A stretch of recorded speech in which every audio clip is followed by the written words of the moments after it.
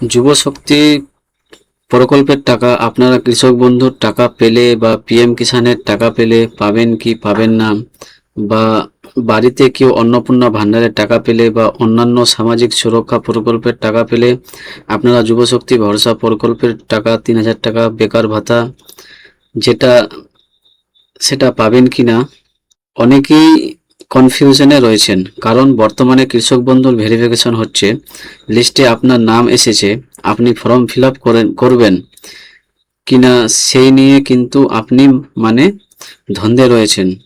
আপনারা ভয় পাচ্ছেন, যদি আমি কৃষক বন্ধু প্রকল্পের টাকা পাই, তাহলে যদি আমাদেরকে ভবিষ্যতে যুবশক্তি যখন টাকা দেবে তখন যদি টাকা না দেয়, তাহলে তো আলটিমেটলি আপনাদেরই লস। কারণ যুবশক্তি প্রকল্পের আপনারা যদি 3000 টাকা করে মাসে পান, তাহলে 12 মাসে 36,000 টাকা পাবেন। আর ওই কৃষক বন্ধু প্রকল্পের টাকা পরিমাণ কম।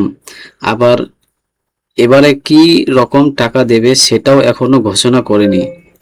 আগের সরকারের মতন দেবে কি দেবে না, তো সুতরাং একটা কনফিউশন আমাদের মধ্যে রয়েছে। তো বর্তমানে কি করণীয়, আমরা সেই বিষয়গুলোই আজকের ভিডিওতে আলোচনা করব। তো অবশ্যই ভিডিওটি বেশি বেশি করে শেয়ার করে দিন, সকলেই যাতে খবরটি জানতে পারে। আর এই ধরনের তথ্য আপডেটগুলো সবার আগে পেতে চ্যানেলটিকে সাবস্ক্রাইব করবেন। আর ফেসবুক থেকে যারা ভিডিওটি দেখছেন, পেজটিকে ফলো করে রাখতে ভুলবেন না। দেখুন, যুবশক্তি প্রকল্পের এখন পর্যন্ত অনলাইন আবেদন বা এর গ্যাজেট নোটিফিকেশন সেটা কিন্তু এখন পর্যন্ত প্রকাশ করেনি সরকার। মানে এর কি নিয়ম হবে, হ্যাঁ, এর শর্ত কি রয়েছে, এ সকল কিছু প্রকাশ করেনি। শুধুমাত্র বাজেটে যেটুকু প্রকাশ করেছিল, যেটুকু মানে সেটুকু নিয়েই আপনাদের মধ্যে মানে ডাউট রয়েছে। তো বাজেটে যেটা প্রকাশ করা হয়েছিল যে 21 থেকে 45 বছর বয়স হলে এই যুবশক্তি প্রকল্পের টাকা পাবেন। আর যারা স্নাতক পাস মানে গ্রাজুয়েশন পাস তাদেরকে মাসে 3000 টাকা দেওয়া হবে। আর তার নিম্ন শ্রেণী মানে ধরুন কেউ মাধ্যমিক পাস বা উচ্চ মাধ্যমিক পাস, তাদেরকে মাসে 2000 করে দেওয়া হবে। আর বাজেটের কপিতে বলা হয়েছিল যে ইনকামটা এই কর্মসূচি যে সকল পরিবারের আয় বছরে 1 লাখ টাকার কম তাদেরকে দেওয়া হবে। তো বাজেটে এরকম বলা হয়েছিল। তারপর মুখ্যমন্ত্রী যখন প্রেস কনফারেন্স করেছিল বাজেটের দিনে, তিনি তখন আবার বলেছিলেন যে মাসে যাদের ইনকাম 1 লক্ষ টাকার কম তাদেরকে দেওয়া হবে। এই নিয়ে একটা ডাউট ছিল। তো গ্যাজেট নোটিফিকেশন যখন প্রকাশ করবে তখন এই বিষয়টা ক্লিয়ার হয়ে যাবে।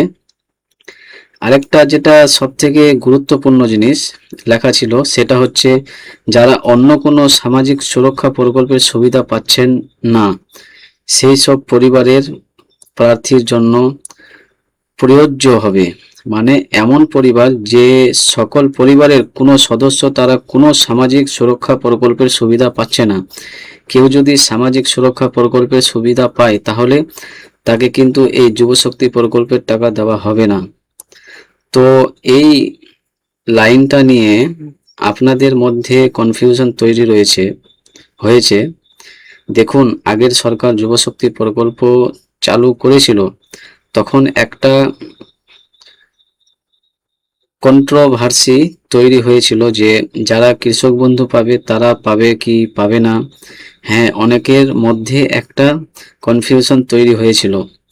আলটিমেটলি অনেকে টাকা পেয়েছিল, অনেকে টাকা পাননি। যুবশক্তি প্রকল্পের যুবশক যুবসাথী প্রকল্পের তখন মুখ্যমন্ত্রী মমতা বন্দ্যোপাধ্যায়ের সরকারের আমলে। তো এবার এই যে যুব শক্তি ভরসা প্রকল্প যেটা বিজেপি সরকারের প্রকল্প, এটাতে কি হবে এটা নিয়েই কনফিউশন। তো এখন বর্তমানে কৃষক বন্ধু ভেরিফিকেশনের নাম এসেছে, আপনারা ভেরিফিকেশন করবেন কি করবেন না এই বিষয়ে আপনাদের মধ্যে একটা ডাউট তৈরি হয়েছে। দেখুন, আমি আপনাদেরকে জাস্ট মানে বিষয়গুলো বোঝাতে পারি, আমি কোনো পরামর্শ আপনাদেরকে দেব না। কারণ যদি উল্টে বিপরীত হয় তখন কিন্তু সমস্যা পড়বেন, বা তখন দোষারোপটা আমাকেই করবেন।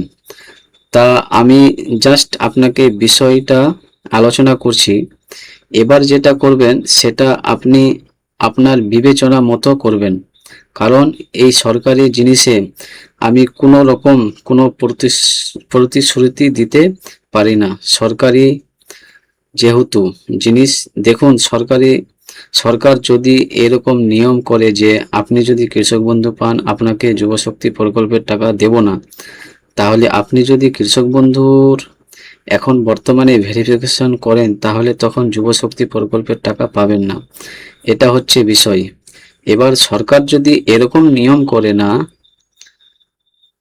এই কৃষক বন্ধু কৃষকদের যে প্রকল্প, এটাতে এটাতে আমরা এটাকে আমরা ওই সামাজিক সুরক্ষা প্রকল্পের আওতার বাইরে রাখব। মানে কৃষক বন্ধু পেলেও আমরা যুবশক্তি প্রকল্পের টাকা দেব, এরকম যদি নিয়ম করে তাহলে কোনো সমস্যা নেই।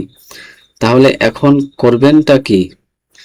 এখন ধরুন আপনি কৃষক বন্ধুর ভেরিফিকেশন করলেন না, এবার কৃষক বন্ধু যখন টাকা দেবে আপনি পাবেন না। এবার দেখা গেল পরবর্তী সময়ে এরকম হঠাৎ নিয়ম করে দিল, যুবশক্তি প্রকল্পের যে কৃষক বন্ধু পেলেও যুবশক্তি পাবেন, তখন আপনার কি হলো? কৃষক বন্ধুটাও চলে গেল, আর মানে আপনি বঞ্চিত হয়ে গেলেন। সুতরাং এখন এক্সাক্ট কি করবে সরকার বা কি নিয়ম করবে সেটা কিন্তু বলা মুশকিল। তবে এটুকু কনফার্ম ধরে নিন যে কোনো মেয়ে যদি অন্নপূর্ণা ভান্ডারের টাকা পায় তাকে কিন্তু যুবশক্তি প্রকল্পের টাকা দেওয়া হবে না, এটা 100% ধরে নিন। দুটো প্রকল্পের টাকা একজন ব্যক্তিকে যুবশক্তি আর এই অন্নপূর্ণা ভান্ডার এটা কিন্তু কখনোই দেবে না। বুঝাতে পারলাম? এবার যদি এরকম নিয়ম করে যে পরিবারের কোনো সদস্য যদি কোনো স্কিমের টাকা পায় সেই পরিবারের কোনো যুবশক্তি প্রকল্পের টাকা পাবে না, তাহলে কিন্তু অধিকাংশ পরিবারই বঞ্চিত হবে। কারণ বেশিরভাগ পরিবারের কোনো না কোনো সদস্য কেউ অন্নপূর্ণা ভান্ডারের টাকা পাচ্ছে, কেউ বিভিন্ন ভাতা প্রকল্পের টাকা পাচ্ছে। তাহলে আলটিমেটলি এরকম পরিবার আপনি হাতে গোনা দেখাতে পারবেন যে যারা কোনো সরকারি প্রকল্পের সুবিধাই পাচ্ছে না। সুতরাং আশা করি ওই রকম নিয়মটা মতেও করবে না, আমার মনে হয় করবে না। যে পরিবারের কেউ যদি টাকা পায় তাহলে সেই পরিবারের যুবশক্তি প্রকল্পের টাকা পাবে না। হয়তো এরকমটা নিয়ম করবে যে যে ক্যান্ডিডেট মানে যিনি যুবশক্তি প্রকল্পের আবেদন করছেন তিনি যদি অন্য কোনো সামাজিক সুরক্ষা প্রকল্পের টাকা পায় তাহলে তাকে যুবশক্তি প্রকল্পের টাকা দেওয়া হবে না। এরকমটা হয়তো নিয়ম করলেও করতে পারে, তবে এক্সাক্ট কোনো নিয়ম এখন পর্যন্ত সরকারিভাবে প্রকাশ করেনি। সুতরাং এখানে কোনো রকম কোনো কিছু বলা যাবে না। আমি জাস্ট আপনাদেরকে বিষয়টা বোঝানোর চেষ্টা করলাম যে এই জিনিসগুলো হতে পারে। এবার আপনার সিদ্ধান্ত, আপনি কৃষক বন্ধু ভেরিফিকেশন করবেন কি করবেন না। ঠিক আছে, আগাম আপনাদেরকে তো কোনো কিছু বলতে পারি না। হঠাৎ তখন সরকার অন্যরকম নিয়ম করে দেবে, তখন আবার সমস্যা রয়েছে। সুতরাং আমি বিষয়টা যেটুকু আপাতত বোঝা গেছে সেটুকুই আপনাদেরকে বোঝানোর চেষ্টা করলাম। এবার আপনার যেটা ভালো মনে হবে সেটা আপনি করুন। কৃষক বন্ধুর ভেরিফিকেশন করতে ইচ্ছে গেলে করুন, না করতে ইচ্ছে গেলে না করুন, সেটা আপনার একান্ত ব্যক্তিগত বিষয়। বুঝাতে পেরেছি? আর অনেকেই জানতে চাইছিলেন মেয়েরাও যুবশক্তি প্রকল্পের টাকা পাবে কি না। হ্যাঁ, মেয়েরাও পাবে যুবশক্তি প্রকল্পের টাকা, তবে সেই মেয়েটি যদি অন্নপূর্ণা ভান্ডারের টাকা পায় তাহলে কিন্তু সেই মেয়েটিকে কখনোই যুবশক্তি প্রকল্পের টাকা দেওয়া হবে না। তো খুব শীঘ্রই এই যুবশক্তি প্রকল্পের অনলাইন আবেদন শুরু হবে এবং এর গেজেট নোটিফিকেশন প্রকাশ হবে। যতদিন না পর্যন্ত ওই সরকারি নোটিশ আসছে ততদিন পর্যন্ত এর এক্সাক্ট কি শর্ত রাখবে, কারা পাবে কারা পাবে না, এই বিষয়টা জানা যাবে না। সুতরাং আপনাদেরকে অপেক্ষা করতে হবে, কিছুটা সময় অপেক্ষা করুন। যখন এই নোটিশ প্রকাশিত হবে আমরা আপনাদেরকে সমস্ত তথ্যটা প্রমাণ সমেত জানিয়ে দেব। তো এটুকুই আপডেট দেওয়ার ছিল। আশা করি আপনারা ভিডিওটি বুঝতে পেরেছেন। ভিডিওটি ভালো লাগলে অবশ্যই লাইক করে দিয়ে যাবেন। বন্ধুদেরকে ভিডিওটি বেশি বেশি করে শেয়ার করে দিন, সকলে যাতে খবরটি জানতে পারে। আর এই ধরনের তথ্য আপডেটগুলো সবার আগে পেতে চ্যানেলটিকে সাবস্ক্রাইব করে রাখতে ভুলবেন না। আর ফেসবুক থেকে যারা দেখছেন তারা নোটিফিকেশনটি ফলো করে নেবেন।